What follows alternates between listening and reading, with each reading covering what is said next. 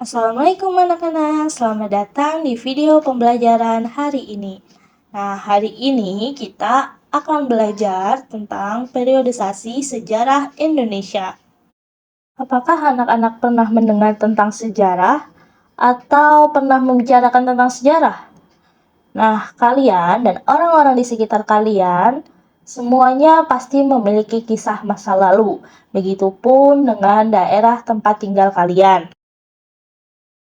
Cerita mengenai banyak hal yang benar-benar terjadi di masa lalu disebut juga dengan sejarah. Coba kalian perhatikan bagaimana kondisi lingkungan sekitar rumah kalian dulu dengan sekarang. Apakah masih tetap sama? Apa dulu sepi, sekarang menjadi lebih ramai? Nah, itu semua merupakan bukti bahwa sebuah daerah dapat berkembang dengan seiring perjalanan waktu. Jauh sebelum menjadi negara kesatuan Republik Indonesia, wilayah Indonesia merupakan bagian-bagian dari banyaknya kerajaan.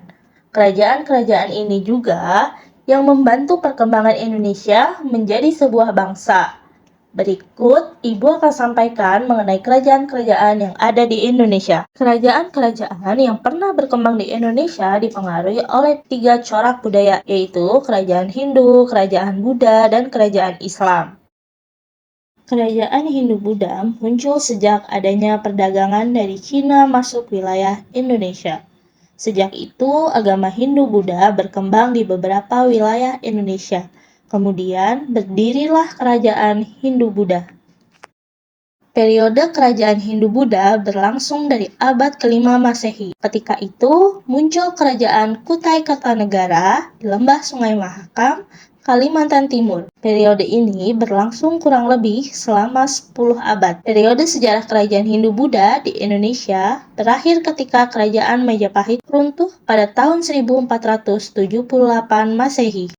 Kerajaan Kutai terletak di dekat Sungai Mahakam, Kalimantan Timur. Kerajaan Kutai adalah salah satu kerajaan Hindu tertua di Indonesia yang berdiri sekitar tahun 400 Masehi.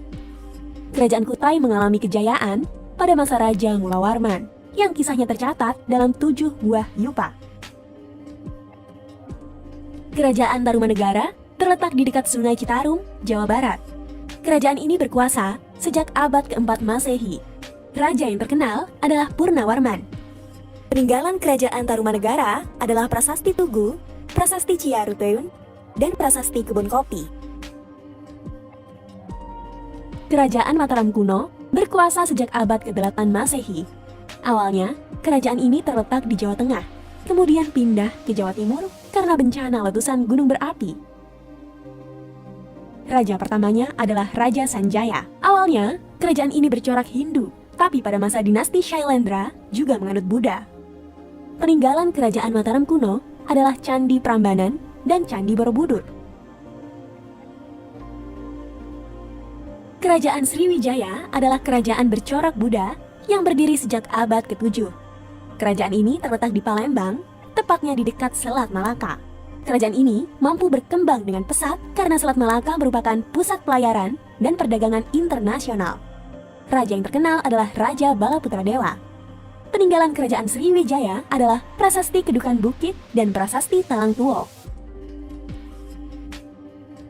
Kerajaan Singosari terletak di Malang, Jawa Timur. Kerajaan ini didirikan oleh Ken Arok pada abad ke-13. Raja yang terkenal adalah Kertanegara yang membawa Singosari ke puncak kejayaan melalui ekspedisi Pamalayu. Peninggalan Kerajaan Singosari adalah Candi Jago, Candi Kidal, dan Prasasti Kudadu. Kerajaan Majapahit berdiri sekitar tahun 1293 sampai 1527 Masehi dan berpusat di Jawa Timur. Kerajaan ini didirikan oleh Raden Wijaya dari Kerajaan Singosari. Kerajaan Majapahit adalah kerajaan Hindu-Buddha terakhir yang menguasai Nusantara dan dianggap sebagai kerajaan terbesar. Kekuasaan Majapahit terbentang dari Jawa, Sumatera, Semenanjung Malaya, Kalimantan, hingga Indonesia bagian timur. Pada masa kepemimpinan Hayam Wuruk dan Mahapati Gajah Mada inilah, Majapahit berada di puncak kejayaan. Peninggalan Kerajaan Majapahit adalah Candi Tikus dan Kitab Sutasoma. Kerajaan Islam masuk ke Indonesia melalui para pedagang dari Arab, Persia, dan Gujarat. Waktu itu, kekuatan kerajaan Majapahit dan Sriwijaya sudah mulai melemah. Kerajaan-kerajaan yang berada di bawah kekuasaan mereka mulai melepaskan diri dan memeluk agama Islam. Setelah itu, mulailah bermunculan kerajaan-kerajaan Islam. Periode sejarah kerajaan Islam di Indonesia berlangsung dari abad ke-13 Masehi. Ketika itu muncul Kesultanan Samudra Pasai di pesisir utara Sumatera. Periode ini berlangsung kurang lebih selama 5 abad. Periode sejarah kerajaan Islam di Indonesia berakhir ketika bangsa Barat berhasil menaklukkan Indonesia. Mari kita cari tahu kerajaan apa saja yang bercorak agama Islam. Kerajaan Islam yang awal muncul adalah Kerajaan Samudra Pasai di Aceh. Kerajaan ini didirikan sekitar tahun 1267 Masehi oleh raja pertamanya, Sultan Malik As-Saleh. Kerajaan Samudra Pasai mengalami kemunduran setelah Portugis menguasai Selat Malaka. Tradisi dan kekuasaan Samudra Pasai kemudian dilanjutkan oleh Kerajaan Aceh. Peninggalan Kerajaan Samudra Pasai adalah makam Sultan Malik As-Saleh dan koin dirham. Kerajaan Islam pertama yang muncul di Pulau Jawa adalah Kerajaan Demak. Semula, Demak merupakan salah satu wilayah di bawah kekuasaan Majapahit.